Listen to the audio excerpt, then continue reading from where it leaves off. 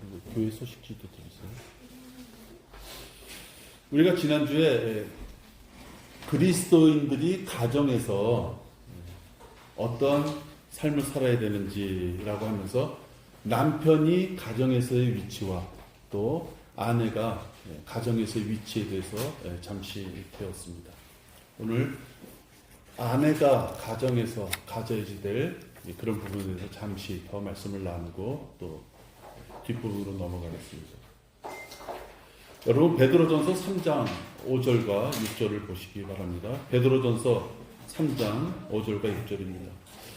여기에 보면 사라가 자기의 남편을 주라 이렇게 호칭하며 복종하는 것을 보게 됩니다. 우리가 성경에서 주라 하면은 하나님 또는 예수님 이렇게 우리가 주라 표현하지만 킹제임스 성경에서는 소문자로 쓰면서 자기의 주인 또는 남편 이렇게 주다 이렇게 표현합니다. 예전에 하나님께 소망을 두었던 거룩한 여인들도 이와 같이 자기 자신의 남편에게 복종함으로써 자신들을 단장하였느니라. 아내들이 단장하기를 귀금속이나 외모로 단장하는 것이 아니라 여기서 보면 남편에게 복종함으로써 단장한다 이렇게 말합니다. 근데 그 아내들이 어떤 아내들이냐? 거룩한 여인들이다 이렇게 또 표현을 합니다. 이러한 여인들 중에 하나인 사라가 아브라함 자기의 남편을 주다 이렇게 부르며 복종했다 말씀을 나눕니다. 보통 우리가 주라고 부른다는 것은 복종의 의미를 사실상 전제 조건으로 주다 이렇게 부르게 되죠. 이렇게 아내들이 남편을 주라 부르고 우리가 에베소서 5장에서 봤던 것처럼 또 남편들은 그러한 아내를 죽기까지 자기의 목숨을 다해서 아내를 사랑한다 하면 부부싸움이라는 게 있을 수 없습니다. 우리가 부부간에 갈등이 있을 때 애써 그거를 표현할 필요도 없지만 또 그렇다고 해서 그것이 남이 보기에 부끄러운 일이다 그럴 필요도 없는 것이죠. 왜냐하면 갈등은 있을 수 있는 것이니까. 근데 성경에서 지금 이 말씀을 통해서 보면 부부간의 문제들이 발생하는 것은 남편이 아내를 자신의 몸처럼 예수 그리스도께서 교회를 사랑하신 것처럼 죽으시기까지 사랑하신 것처럼 아내를 사랑하지 않기 때문에 부부싸움이 날 수 있다. 또 아내는 그러한 남편에게 목숨을 다해서 자기를 사랑해주는 남편에게 주라 부르면서까지 복종하지 않기 때문에 부부싸움이 날 수 있다. 이렇게 표현하고 있습니다. 대개 부부싸움을 나눈 그 가정들을 보면 아내가 하나님의 말씀에 또는 아내가 무엇인가를 잘못해서 또는 남편이 무엇인가를 잘못해서 이렇게 남의 탓을 하기 때문에 부부싸움이 나는 것이죠. 선과 악의 지식의 나무에서 난 열매를 먹고 타락하게 됐을 때 아담이 바로 입으로 말미암아 자기가 타락하게 됐다고.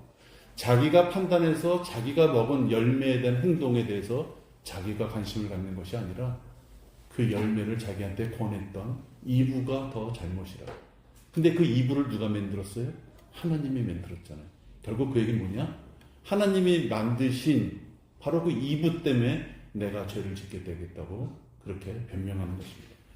이러한 부부관계는 사실 실질적으로 깨지는 그릇처럼 쉽게 깨질 수밖에 없는 것입니다.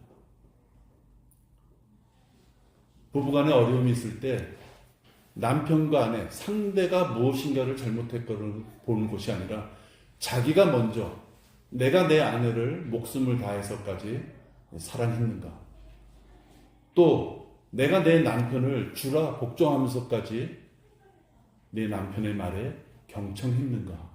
만약에 그것을 더 먼저 생각한다면 부부간에 부부싸움이 일어날 수 없다 이렇게 보여집니다. 사실 이렇게 남의 핑계를 대지 않는 것은 부부관계에서의 문제뿐만이 아니라 우리 사회생활에서도 마찬가지입니다. 자기 자신을 돌아보기 전에 남의 탓을 하기 위하여 어떤 환경을 먼저 그 이유를 댄다 그러면 그 영원히 그 문제가 해결될 수가 없는 것입니다. 전쟁은 하나님의 주관하에 들어있다. 우리 구약을 보면은 많은 전쟁이 있지만 그럴 때마다 선지자들이나 지도자들이 기도하는 가운데 그 전쟁의 위기를 넘기며 승리하는 것을 보게 됩니다. 하나님 앞에 전략을 세워놓고 그대로 하게 해주세요가 아니라 하나님 앞에 자기의 처한 처지를 고백하고 그 막강한 적들을 물리칠 수 있는 것을 하나님 앞에 의뢰하는 것을 봅니다. 사람이 사람을 미워하게 되면 한이 없죠. 그래서 누군가가 미워지게 된다면은 그 미워지는 대상을 먼저 하나님 앞에 의뢰할 수 있어야 됩니다. 그게 참 어렵죠. 그 흔히 이제 속에 와 욕도 들어가고 왼수 같은 사람이다 뭐 이렇게 들어가고 꼴도 보기 싫다 그런 마당에 그런 사람 상대에게 욕을 안 한다는 것은 많은 인내를 필요하기도 합니다. 그러나 하나님께서는 전쟁은 하나님의 주관에 있는 것처럼 우리들이 예수 그리스도의 복음을 전해서 어떤 죄인을 하나님의 자녀로 이겨오는 것이 우리가 이 땅에 사는 우리의 생명의 목적이라고 한다면 누굴 미워한다고 해서 배척하면 그에게 하나님의 말씀을 전할 수 있는 기회를 우리가 저버리게 되는 것입니다. 그래서 미워하는 자가 있다면 혹시 그것이 내 아내나 내 남편이라면 미워하는 그 대상을 하나님 앞에 의뢰하는 것입니다. 하나님, 우리 부부 사이 이런 문제가 있습니다. 하나님, 내가 저 사람하고 이런 문제가 있습니다. 그럴 때 하나님, 그 사람을 하나님 앞에 의뢰를 드립니다. 나에게 문제가 있다면 나를 고쳐주시고 또 그 상대자에게 어려움이 있다면 그 상대자의 여러 가지를 하나님이 살펴주시길 바랍니다 하고 하나님 앞에 모든 주관을 의뢰하는 것을 얘기합니다. 자기 자신이 먼저 내 배우자에게 무엇을 잘했는지 못했는지를 한번 살펴보고 또 자기 생각에 상대 배우자가 많은 어려움을 끼치고 있다면 그 문제를 자기 자신이 해결하는 것이 아니라 하나님 앞에 내 남편, 내 아내를 위해서 의뢰하는 것입니다. 이러한 관계 속에 부부관계가 이어진다면 거칠게 다투에만 되는 그런 상황들을 사전에 피할 수 있을 것입니다. 하나님께서는 아내와 남편을 한 몸으로 엮어주는 신비라고 우리에게 분명히 말씀하셨습니다. 신비로서 우리에게 묶어줬다는 것은 분명히 그 신비를 파괴시키려고 하는 어떠한 상황이 생겼을 때 그것을 해결하고자 하는 하나님의 인도하심도 분명히 있는 것입니다. 다음은 그리스도인으로서 가정에서 부모가 무엇을 할 것인가를 생각을 해보게 됩니다. 가정은 남편과 아내가 있고 그 다음에 부모로서의 위치가 있고 또 자녀들이라는 주체가 있습니다. 부모는 역시 아이들을 양육하는 데 하나님께서 주어주는 책임이 있습니다. 잠언 22장 6절을 보면 늙어서까지 아이들이 가야 될 길을 부모가 가르쳐줘야 된다 말합니다. 그러니까 한번 부모가 아이들에게 주어진 그 교육, 그 훈련은 그 아이가 평생을 사는 동안 가질 수 있는 그런 지침이 되는 것이죠. 아이를 그가 마땅히 가야 할 길로 훈육하라. 그리하면 그가 늙어도 그 길을 떠나지 아니하리라. 마땅히 가야 할 길. 한번 가르쳐주면 그가 늙어서까지 그 길을 떠나지 않을 것이다 라고 얘기를 합니다. 군대에서는 군인들을 훈련합니다. 왜냐하면 그 훈련을 통하여 그가 전쟁에 일어났을 때 죽지 않기 때문입니다. 평소에 약간의 땀을 흘리는 것은 전쟁 때 그의 생명을 구할 수 있기 때문입니다. 마찬가지로 부모가 자식을 훈련하지 않았을 때는 그 자녀는 하나님을 믿지 못할 뿐만이 아니라 그 결과 죄의 세상에 나가면 영적으로 사망하는 길밖에 없기 때문입니다. 아이들이 성장하는 데 있어서 그 어떠한 대상도 부모보다 더 아이들에게 많은 영향력을 끼치는 사람은 없습니다. 그래서 하나님의 자녀가 된 구원받은 자의 신분을 가진 부모라면 당연히 그 아이에게 말씀을 통한 훈계를 일러주고 그가 하나님의 말씀에 순종하며 살아갈 수 있도록 일러줘야 됩니다. 여러분, 우리가 자녀들을 양육해서 주일날이면 경배에 참여하고 또 평일 때는 혼자 기도도 할 줄 알고 또 혼자 성경도 볼 줄 알고 또 한 발짝 더 나간다면 자기 친구들이나 주변에 주 예수 그리스도의 은혜의 복음을 전할 수 있는, 그러면 부모로서 너무 기쁘죠. 그런데 혹시 그러한 것들을 다 못한다 할 어떤 경우가 생긴다면 꼭 우리가 그래도 한 가지 내 자녀에게 가르쳐 줄 것이 있습니다. 뭐냐? 하나님의 말씀대로 우리가 순종하며 살아야지 된다라는 그 명제 하나만큼은 그 마음속에 꼭 심어줘야 됩니다.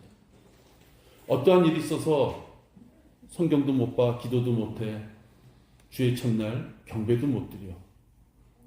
그런 상황이 생긴다 할지라도 그의 마음에 하나님의 말씀대로 내가 살아야지, 하나님의 자녀답게 살아야지 기쁨이 있다는 것을 분명히 심어주면 그가 약간 곁길로 갔다가도 마음의 중심이 하나님 앞에 향해 있다면 돌아올 수 있는 기회가 더 많아지고 방황하시는 그 기간이 짧아질 수 있는 것입니다. 자식들이 부모 곁을 떠나서 살아갈 때 여러분들이 무엇을 물려줄 수가 있습니까? 무엇을 알려줄 수가 있습니까? 하나님을 최우선으로 하는 삶을 살아야 된다는 것, 그거 한 가지를 분명히 집어주고 그것이 그의 마음에, 자식의 마음에 심겨졌다면 그가 형편에 따라서 자원하는 마음으로 하나님을 섬길 수 있도록, 강제가 며칠까지 예배 시간 나와 기도해, 밥 먹기 전에 기도해, 자기 전에 기도해, 이렇게 어떠한 율법적인 것이 아니라 그 자녀가 스스로 하나님 앞에 다가설 수 있는 길을 부모가 마련해 줘야 되는 거죠. 우리가 가끔 부모가 실수하는 것이 있습니다. 뭐냐면 자녀를 성나게 하는 경우입니다. 여러분, 에베소서 6장 4절을 펴보시면요, 분명히 부모가 자녀들에게 많은 것을 주기 위하여 열심히 훈계하고 가르치는데 엉뚱하게 자녀가 흔히 말해서 성질을 내야 부모한테 대들죠. 말투가 틀리죠. 간다니까요. 그만 좀 얘기하세요. 내일 내가 알아서 해요. 마치 부모에게 무슨 예절을 다해서 말하는 것 같지만 실질적으로 그의 마음 있는 것은 적개심이죠. 왜 나를 이렇게 귀찮게 자꾸만 성가시게 하는 건가? 그런 마음이 있는 것입니다.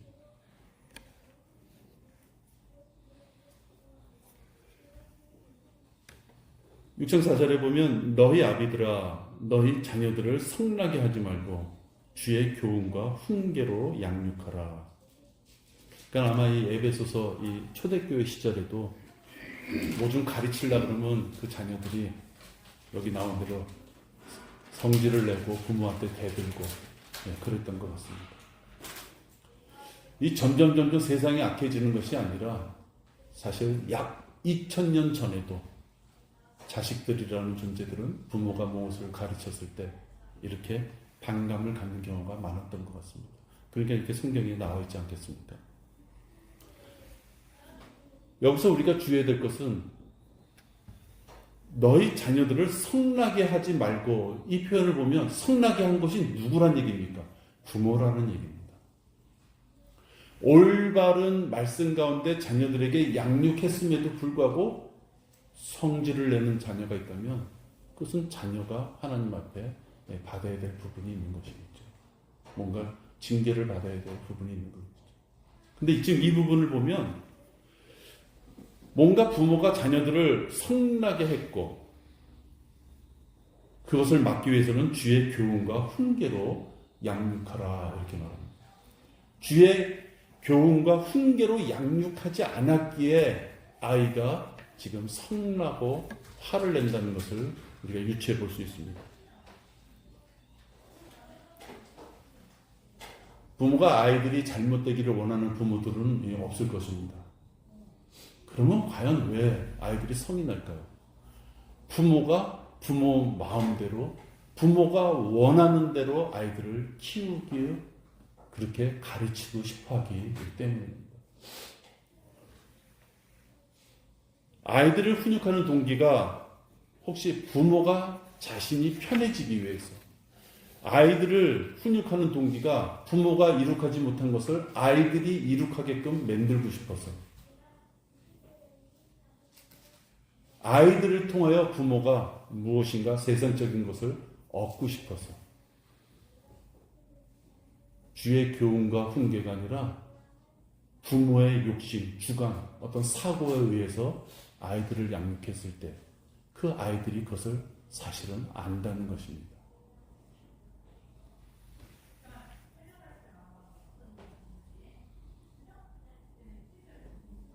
자녀들이 부모에게 화가 나고 성나게 되면 그 다음에 하나님의 말씀을 들을 수 없습니다.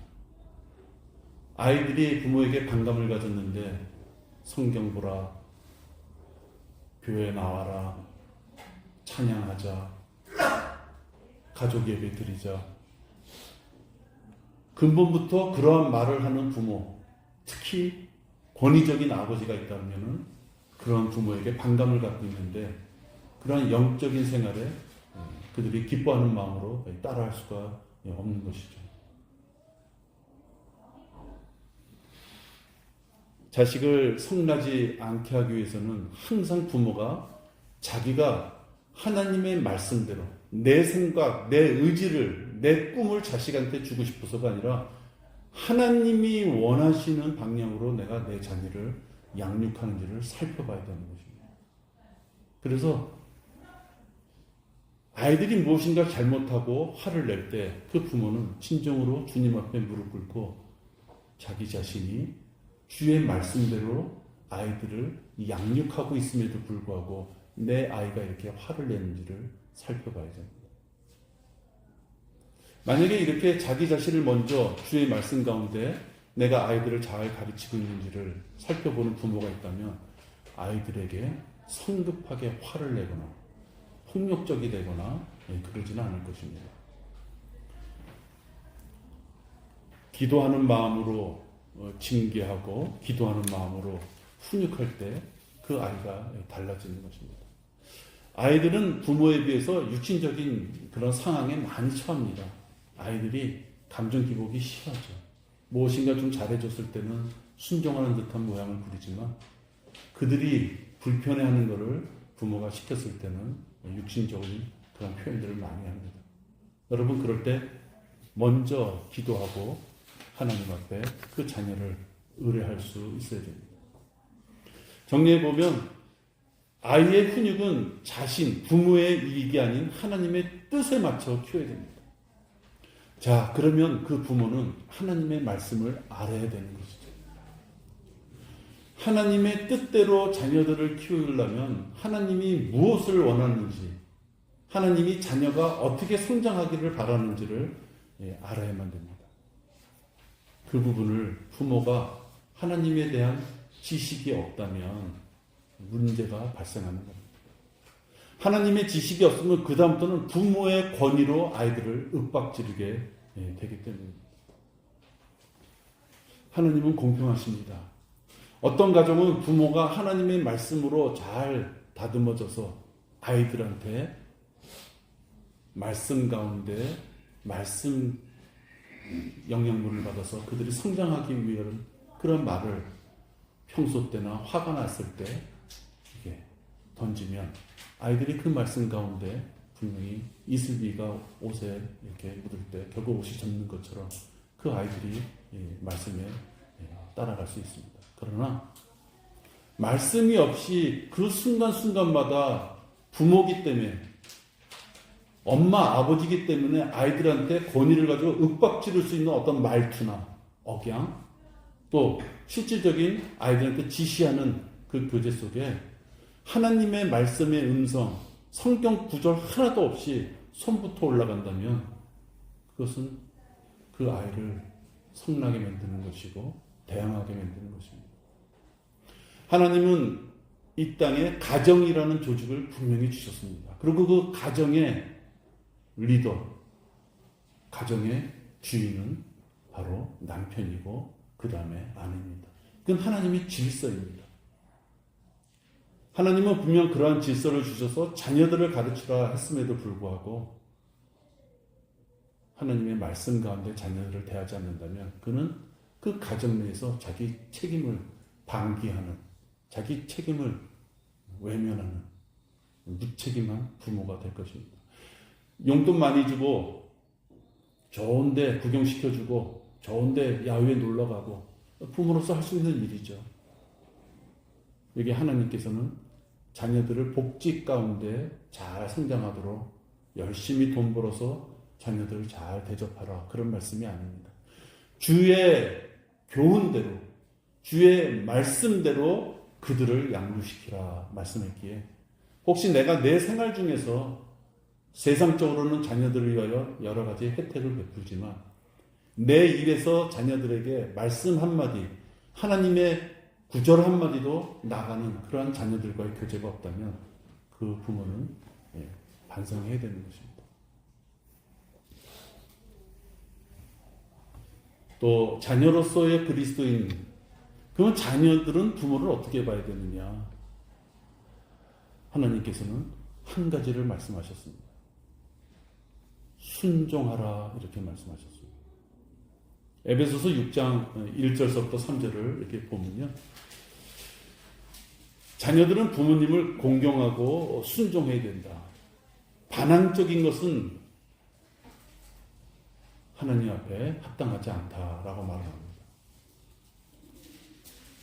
부모님께 습관적으로 말대꾸하는 그 모습은 하나님께서 원하시는 것이 아닙니다.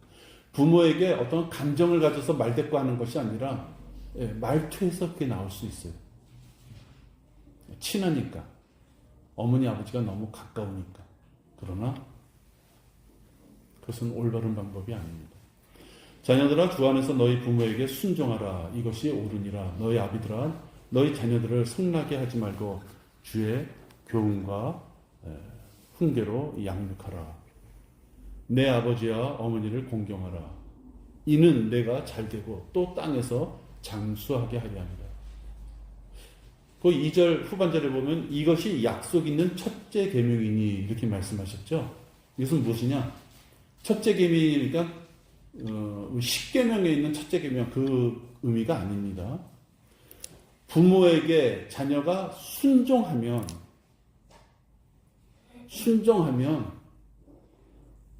그 대가로 오는 첫 계명, 순종하면 처음으로 오는 계명이 뭐냐? 이 땅에서 잘되고 장수한다 뜻입니다. 자녀들은 부모님을 공경하고 순종해야죠. 자녀들이 부모에게 순종하죠 하고 공경하지 않았을 때는 이 땅에서 잘못되고 또 땅에서 장수할 수 없다라고도 생각해 볼 수 있습니다.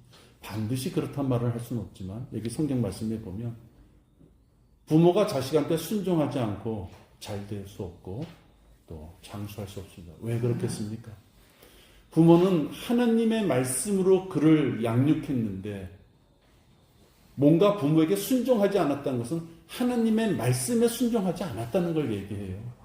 그러니까 부모한테 순종 안 했기 때문에 감정적으로 저 자식 그냥 내팽개쳐 그 뜻이 아니라 주의 말씀대로 순종했는데 거기에 순종하지 않았기 때문에 즉 이 말씀은 뭐냐?